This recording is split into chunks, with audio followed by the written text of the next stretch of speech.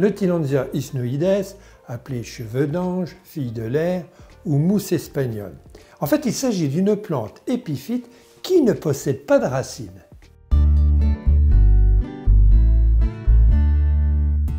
Le Tillandsia isnoides fait partie de la famille des Broméliaceae.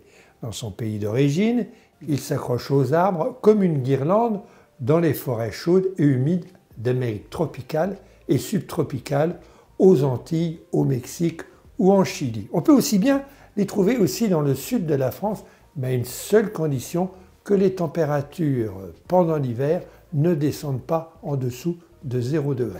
Donc c'est une plante qui pourrait rester dans ces régions à l'extérieur. Si vous habitez une région où les températures descendent en dessous de 0 degré, et c'est souvent le cas sur toute la France, inutile de la laisser à l'extérieur, elle va geler. Donc vous la laissez à l'intérieur. C'est une plante qui aime une température entre 15 et 25 degrés. Elle n'est pas très difficile. Elle a besoin de lumière, pas de lumière directe sur les feuilles. Souvenez-vous, c'est une plante qui est suspendue dans les arbres, donc a besoin d'une ombre légère. Et vous l'arroserez, vous allez la vaporiser quasiment tous les jours, tous les 2 ou 3 jours. Ou alors une autre solution encore beaucoup plus simple, si vous ne pouvez pas la vaporiser, vous lui faites prendre un bain une fois par semaine. Vous la trempez complètement dans une eau, alors dans une eau non calcaire et de préférence, bien entendu, dans de l'eau de pluie.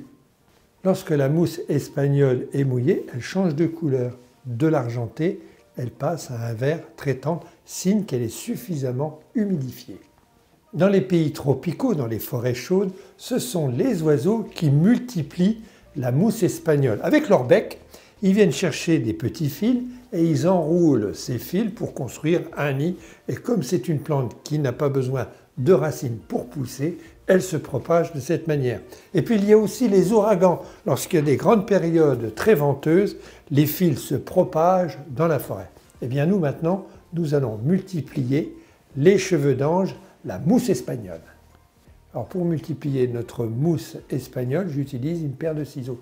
Je ne suis pas un oiseau, mais je vais pouvoir aller prélever des filaments que je coupe à l'intérieur. Et maintenant avec une pomme de pin. Alors vous voyez la pomme de pin, elle est bien ouverte puisqu'il fait très sec. Et à l'intérieur de cette pomme de pin, je vais glisser ces fils d'air, ces fils de Tillandsia. Et lorsque je vais l'humidifier, lorsque je vais les vaporiser, mais il faut le savoir, lorsqu'elles sont humidifiées, elles se referment petit à petit.